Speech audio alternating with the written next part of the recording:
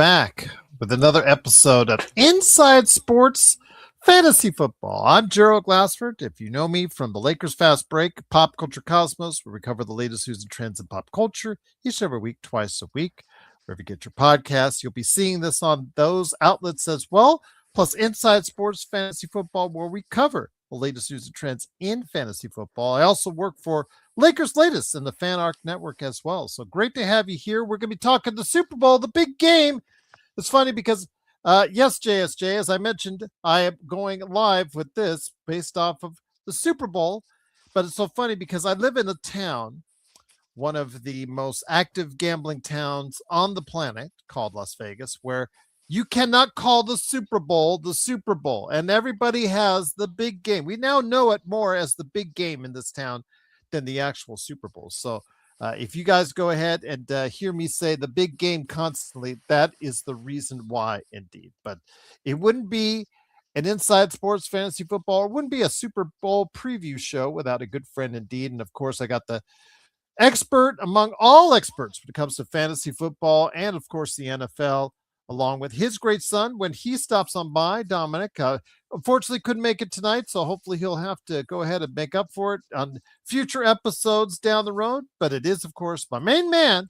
I've been doing this for several years with. It is Chris Lardieri. Chris, great to have you back on another Super Bowl preview show indeed.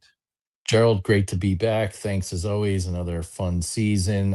Looking at my Facebook memories the other day, it looked like back in, I think it was 2018, Charles Smith and I, when we used to host a show together, came on to give our inaugural Super Bowl analysis and some prop bet suggestions and picks. And here we are 8 years later, still at it. Absolutely, indeed. So I'm looking forward to hearing what everybody out there has to say about this upcoming game between the New England Patriots and, of course, also as well, the Seattle Seahawks. I know I spilled some of the beans already on the post-game show for the Lakers and Nets, but wanted to go into more detail with it. When you look at a matchup like this, New England has rode, for lack of a better English term on that, probably more than any team I've seen in recent times on their defense. Drake May has been a good game manager, but they don't have an offense that really is scaring a whole lot of people. They have offense that does just enough, but it's the defense that has taken over. And if anyone out there like me is leaning possibly in a different direction, they may be second guessing themselves because we've seen dominant defenses wreak havoc on teams as of late as well, Chris.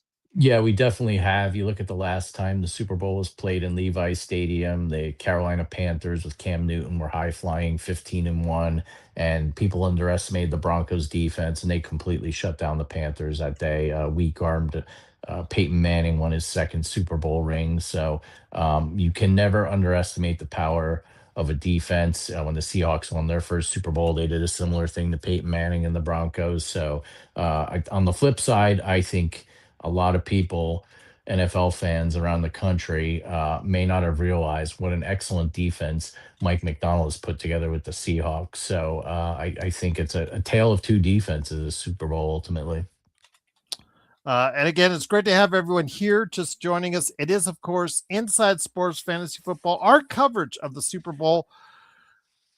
Again, that's the question I think it's going to come down to, Chris. It's going to come down to Sam Darnold, who Justin Jefferson is actually still upset. He is still seething every week that we see Sam Darnold go farther and farther in playoffs. He seems to, on social media, seethe more and more and more and more about losing Sam Darnold to the Seattle Seahawks.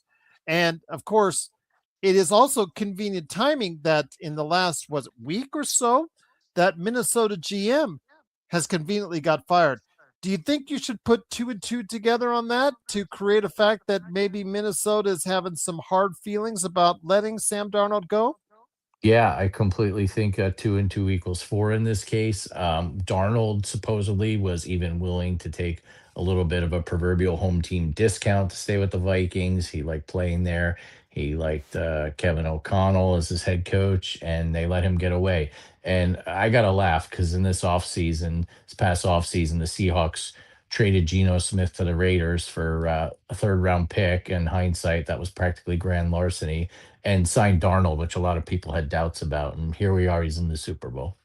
Here he is indeed. And again, he's leading a much better, I think, a much better offense than what is being presented in New England. But again, I cannot count out the defense. That's when I made my pick. I have to base it off the fact that I still have a ton of respect for the New England defense. They've gone into Denver, Chris, and won in that snow game, and they out battled the Denver Broncos there.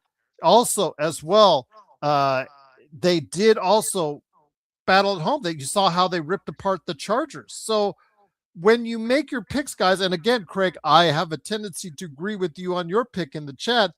It's just a concern I have because, like with Philadelphia, we were leaning Kansas City. Kansas City was the overwhelming betting favorite.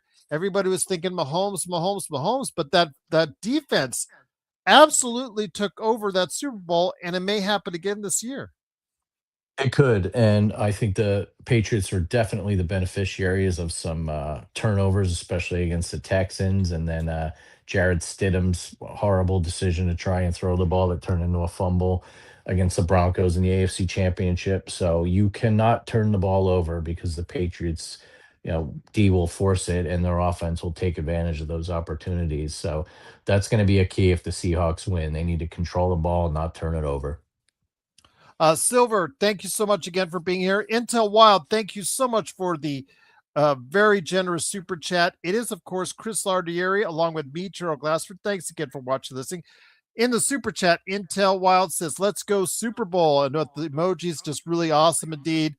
Silver, hopefully you got my message as far as the episode on Star Trek for the Pop Culture Cosmos in November. It was November 21st. It was dated that I talked about that. But I will be, if you don't catch that show, I will be approaching that subject because you asked for it, my friend. I will be approaching that subject for you, and I will let you know when that latest conversation hits the airwaves. But again, it is, of course, the Super Bowl and the big game and all that.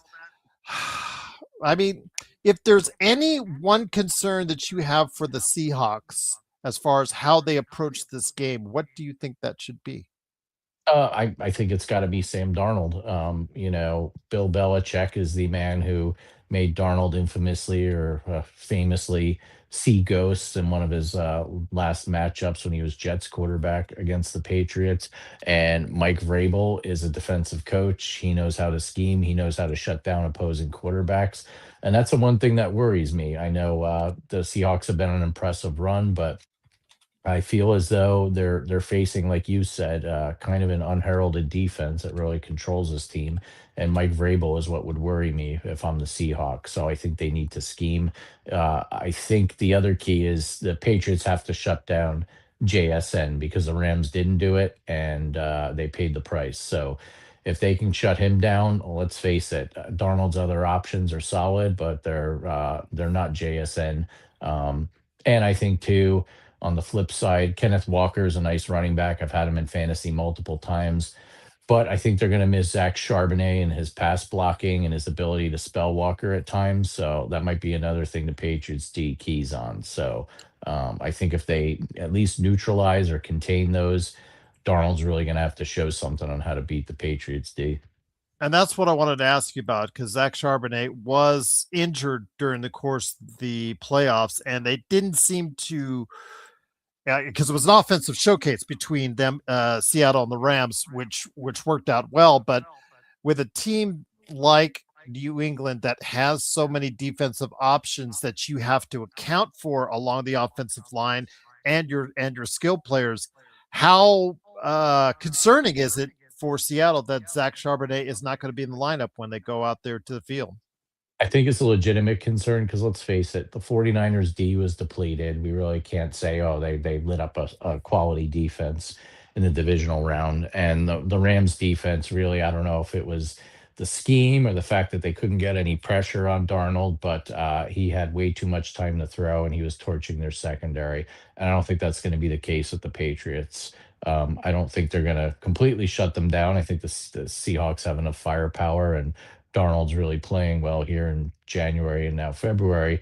But the Patriots defense is going to present more of a challenge than the Rams and 49ers did. I think so.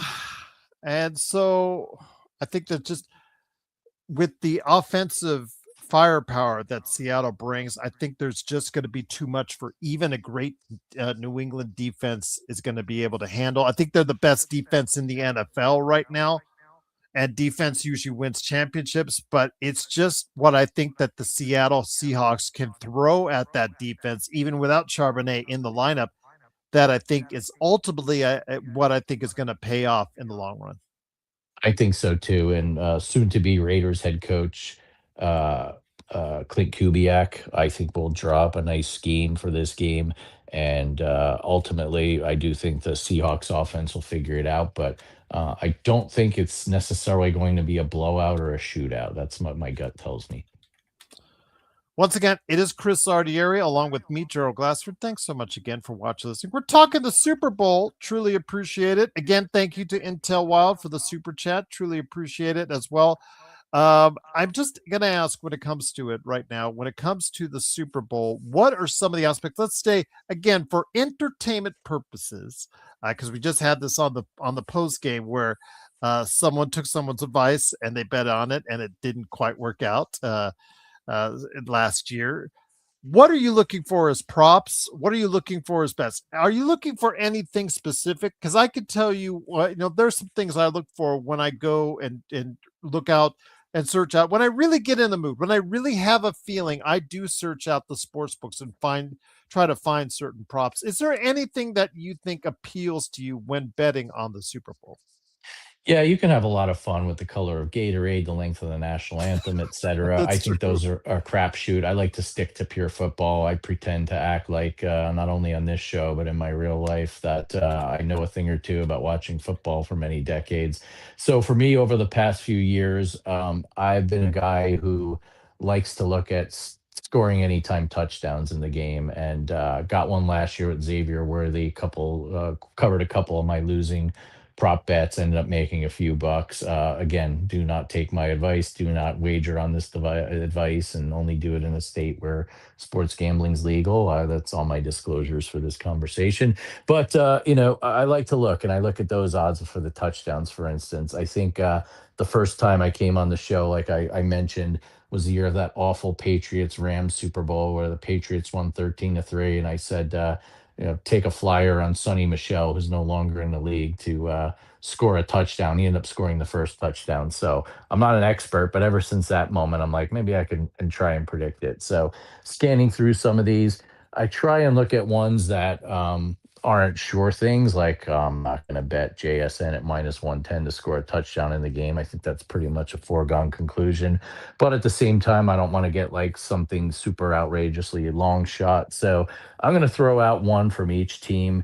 Looking through it again today, I feel as though everyone's talking about Ramondre Stevenson, and now he's the favorite back from New England. It swung back and forth throughout the year between him and rookie Travion Henderson, who everyone in fantasy football land was salivating over this past August and September. Didn't amount to much, and then came on in the middle of the season. Well, Travion's plus 470 to score a touchdown, and the Super Bowl being what it is, everyone thinks Ramondre is going to be the key to running the ball. How about Travion gets a screen pass, or maybe Ramondre needs a breather down near the goal line and they throw Travion in for a cheap touchdown. So there's one there. And then on the Seattle side, I've watched enough games and enough red zone this year. I love this guy's name, and he's always good for a cheap touchdown when you least expect it. For the Seahawks, how about Jake Bobo at 11-1 to score a touchdown? Maybe JSN's triple teamed at some point, and Darnold finds him over the middle for an easy TD. And I don't normally bet this, but the contrarian to me, like looking at the Super Bowl MVP odds, it seems like it's a foregone conclusion that the quarterback's going to win it, even though there have been instances where another position player does. I personally think that when the Patriots mounted that unbelievable comeback against the Falcons in the Super Bowl, coming back from 28-3. You could have made a case that James White should have been MVP in that game, the Pats running back, but unfortunately his quarterback was Tom Brady and no one else was getting the trophy that day but him. But even looking at that, if the Seahawks win, I think JSN is going to have to be a key factor. And I was kind of surprised he's only plus 550 to win MVP. I say you take a flyer on that. We look at when the Rams won the Super Bowl already 4 years ago, and Cooper Cup was the last non-quarterback to win the MVP. Why not take a flyer on JSN to win MVP? Nothing against Sam Darnold, but this ends up being a lower scoring game than people anticipate, and maybe JSN is a couple key touchdowns or just a huge game yardage wise and a touchdown. Maybe the voters say, hey, let's give it to a wide receiver for a change. It's interesting though. I'm looking at the odds now, guys, as far as for who will score the first touchdown, because that's one in Vegas here. That's one of the more popular prop bets that people go against. Again, right now, it's 4.5 as far as for the regular betting, as far as point spread now, with Seattle the favorite coming in over New England. But I want to ask you this. It's, again, like I said, one of the most popular prop bets as far as this season is concerned, or any season, in regards to who will score first. And Vegas, it seems a lot of money goes on that. Shoot, they have prop bets for everything. They have prop bets for the national anthem. They have prop bets for how many times in the past Taylor Swift would show up on camera. They had prop bets for a whole ton of stuff. They have prop bets for the halftime entertainment with Bad Bunny. I Mm-hmm. already seen that. But as far as the first touchdown is concerned, I'm kind of leaning towards Drake May. He's at 1,700 right now, plus 1,700. Decent odds if you can get it. And I'm just asking what your thoughts on Drake May scoring that first touchdown, maybe on a rushing touchdown by himself. I could easily see it. He's more of a running quarterback than people realize, and who knows? Maybe they get close to the goal line, or they run a bootleg. He runs it in on a sort of QB option. I think that's a fantastic one if you want to take a flyer on it. For me, I haven't checked the odds recently, Gerald. Maybe you could pull it up for me. But if on the flip side, my thought is for first touchdown, what do you go for that? What about going for that old veteran I just mentioned, Cooper Cup? Say the He's at Pats are keying on. I'd take 1,400. a flyer on that because he's been getting the ball. He's getting some more looks. Don't get me wrong; he's not going to supplant JSN in terms of targets or touches, but why not take a flyer on him for first touchdown? It's so funny because, again, if you look at the odds, my friend, you said Keyshawn Boot or Boutte, how you say it, he's 1,900. But the old veterans, Cooper Cup and Stephon Diggs, are 14 and 1,500, just because of name value. Just because of Yep. name value, I think that they get a lot more love just because of people know who they are. Yeah, I mean, I think the most fascinating thing I found too in terms of name is that not only did I not realize that Cam Akers is on the Seahawks, but that he's got better odds than some other guys that I feel would get more touches than he would in this game. So yeah, it's definitely a name brand thing, and people see that name and they bet that down and push the odds down. Yeah, again, I agree, and I'm thinking that there could be a lot of interesting prop bets. Not quite as interesting for the Taylor Swifties, so I don't see the kind of action that we saw with Kansas City, just because the Swifties are not there to bet on Taylor Swift. So you'll probably see a more normalized prop betting field as far as is concerned. But let's get to the right down to the nitty gritty when it comes right down to it. Again, I mentioned a 4.5 point spread. I think right now I'm leaning Seahawks. Again, I just see a more well balanced team than I've seen from New England. New England has had a hard time. Snow, regardless of snow, they have a Hmm. hard time uh, just facilitating their offense at times. It's been a little bit of a struggle at times. Drake May has been a good, very good game manager. And I'm not trying to take anything away from them, but they do struggle on the offensive end at times. And if Darnold starts to find receivers out there, that could make life tough for people in New England. Yeah, I completely agree. I feel as though the Patriots have had a magical run. They really came out of nowhere to, get to the AFC Championship even, and then they were beneficiaries of Bo Nix injuring his ankle the week before. But I just do not think this Patriots offense is equipped to go up against the Seahawks defense, especially their front four and the secondary, which I think really excel. Former Giant Leonard Williams has really been playing well. Demarcus Lawrence and I think Witherspoon's an excellent cornerback. And I just don't think the Patriots have enough weapons to supplant that. So even if the Pats D, to their credit, does neutralize or contain JSN, Darnold, and Walker, etc. I just don't think they're going to have enough firepower to overcome that deficit. And I think the Seahawks win. Again, I don't necessarily think it'll be a blowout. Who knows? Maybe they win by 10 or something, which isn't a blowout in my mind. But I think the Pats can hang around, but they're not going to be able to put up points on that Seahawks D. Once again, it is Chris Lardieri along with me, Gerald Glassford. Thanks again for watching this and truly appreciate it. Again, I have a tendency to agree with Chris. Again, the Seahawks and Craig is out there listing as far as, again, a similar defensive level. I think, again, Seattle's not that far behind, or in some cases, people will think they are as level two as far as New England's that concerned. And then even though it hasn't always looked like it during the playoffs, people got to understand the Rams had a high power offense and they were still able to outscore them on that. I think it's going to come to the point where, as far as Seattle, I just think it's just going to put too many points on the board, and I'm not sure New England can manufacture that kind of offense to match up with it. Yeah, completely agree. And that's what I think happens. And, I don't think this is the 2001 Patriots going up against that vaunted Rams offense with Kurt Warner and Torrey Holt and Isaac Bruce. Patriots are a nice story, but they Drake May. We know Drake May is not Tom Brady, but I don't think he has the scheme or he has the weapons or the Patriots can really game plan on offense like the Bill Belichick did once upon a time against the Rams.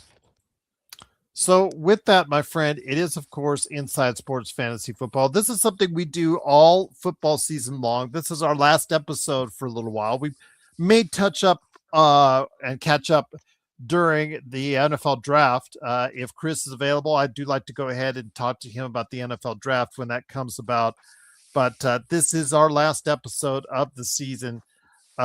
Any final thoughts on the season at hand? How good, how bad it was? And then also, do you have a final score in mind as far as for the game before we head on out? Yeah, I think this was an unusual season. I mean, from a fantasy perspective, we complained all every week about which of our players was hurt and who we're going to get to replace him. So I felt like from the fantasy world, it was a season of injuries and a lot of change and making sure you had depth on your bench. From a football perspective, in a way, it was kind of nice that the we weren't having another Chiefs Eagles rematch, or those were the proverbial front runners going into the season and they didn't really amount to much. I thought it was nice to see teams, three teams come out of the NFC West, see the Seahawks, who really came out of nowhere. I thought they'd be improved from last year, but not a Super Bowl team. And two, the Patriots, who people thought might sneak in as a wild card, to just flat out win the division and nearly get to the point where they ran the table in the AFC, and now here they are playing for a Super Bowl. No one saw that coming, especially if we looked at preseason odds. So I think it is nice that you have kind of these two outlier teams, and it's not the Chiefs or the Eagles or the 49ers like we've seen a lot of the past few Super Bowls. That said, it's I don't think the Patriots, while they were 14-3, are a true 14-3 team. They had a really easy strength of schedule. I personally would have thought the Rams would have made it to the Super Bowl heading into the season, would have had a better shot than the Seahawks, and frankly, probably would have been a better storyline in this Super Bowl. But what can you do? If it weren't for Bo Nix breaking his ankle, maybe the Broncos get there. That would have been a nice story. So, I think people like to see two different teams, but there just kind of seems to be this general apathy as I talk to people about it. And it's more like, yeah, I guess I'm rooting for the Seahawks. I don't like the Patriots. That seems to be the prevailing wisdom of the day of football fans that I talk to on both coasts and in the Midwest. But regardless, It'll be nice to not have to worry about the over/under on Taylor Swift sightings during a Super Bowl, right, Gerald? That is true, my friend. That is definitely very true. And it has been a very unusual season. I was very fortunate to get all my teams to the playoffs at least with two victories, with two championships on ESPN. I don't get anything for it, and I did get some money back in our league, which I'm always very grateful for. So that alone is it's just a big win for me. But for me, as far as a final thought, again for this season, it was all about injuries, and that leaves a very good question as far as who is going to be the number one player in fantasy football for next season. Do you go with a McCaffrey? Do you go with a wide receiver again? Do you go with someone else? Yeah, we'll have to wait and see how that's lining itself up for next season, but it will be very interesting indeed. And for my pick, again, it's going to be the Seahawks. I think it's going to be a relatively close matchup, but again, I just don't think that Drake May is going to be able to put up the points. If they do, it's going to be because the defense finds a way to go ahead and get to Darnold and get to Darnold many times. So if they don't, I think it's going to be a 27-21 victory for the Seattle Seahawks, my friend. Yeah, funny you say that. My mind, I was trying to get to 45, reason being the over/under is 45 and a half, and I think the for some strange reason the under comes in. So why don't we say 28-17 Patriots? That half a point will drive someone ballistic in Vegas when the game's over Sunday evening. But yeah, for some reason though, I can't recommend this as an underdog pick because it's currently minus 112. So clearly there are a lot of smarter wagers than I out there who seem to like the under recently as well. Craig, I still expect great ratings. I think the NFL will toot their horns on it. I don't expect the ratings from previous years. And I don't, it's not because of Bad Bunny or anything like that. It's because of Taylor Swift is not there. Taylor Swift brought a even bigger dynamic as far as a crowd into this to watch the game. And she's not there. And I think that's going to take a little bit of bite out of it. Bad Bunny brings a new dynamic as far as a new audience because he is the biggest grossing act on Spotify and reaching out to an audience, as far as from South America, the Hispanic community, et cetera, that might tune in and might make up for that deficit that the Swifties are gone from. But I think that at this point, I think it's just pretty much at this point got to be something that again we'll see on Monday with the NFL tweeting, or putting out there that they got 100 billion people watching and something like that. They're just gonna do something that's gonna make themselves look good at the end of the day. So Mega Driver says I am from Puerto Rico, but I don't like them all. I'll just want to see the game. Hopefully, I hope that's the thing, Mega. I want the game to be good. I just want it entertaining. It's always more interesting. I will be, though, for Pop Culture Cosmos, looking at every commercial. I will be rating, as far as going over every trailer. And I do have a show on Sunday night. I'm trying to tape on that. I do tape it every year. We do an annual Super Bowl March. And so we'll go ahead and talk about that. But Megan thinks the Patriots could do the job. So you're on the books for the Patriots. Is that correct? Or the Seahawks? I thought you said Patriots, Chris.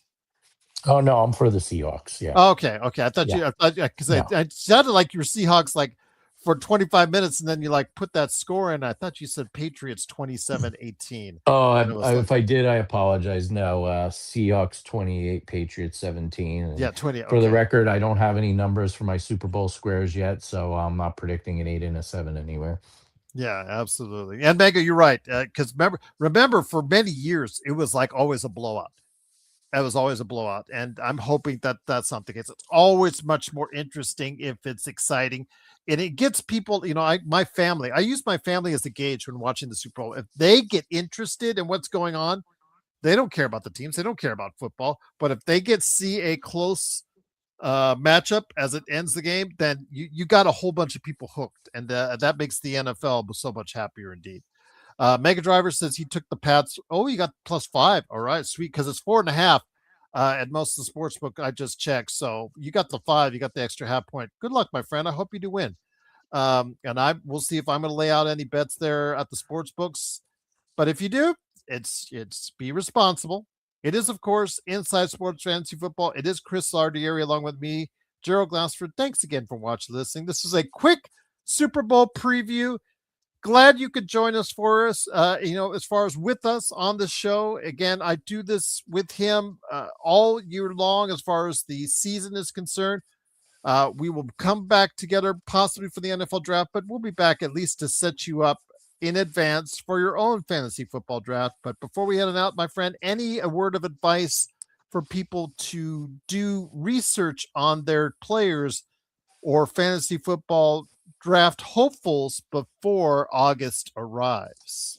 Yeah, definitely. And if you're up for it, Gerald, I think once free agency winds down in March, that's always a great storyline. Willing to Yes, we do a did that show last year. there. You're right. You're right. Yes, we Yeah, did. Yeah. because Yeah. I feel that, as much as the draft gets hyped and everyone loves it and these so-called experts, fantasy football teams and players' values can go up and down based more on free agency. I feel like there will be some rookies that stand out, but everyone loved Ashton Genty this year, and because he had no team around him, he had a nice season, but by no means should he have picked, in hindsight, been picked ahead of Christian McCaffrey.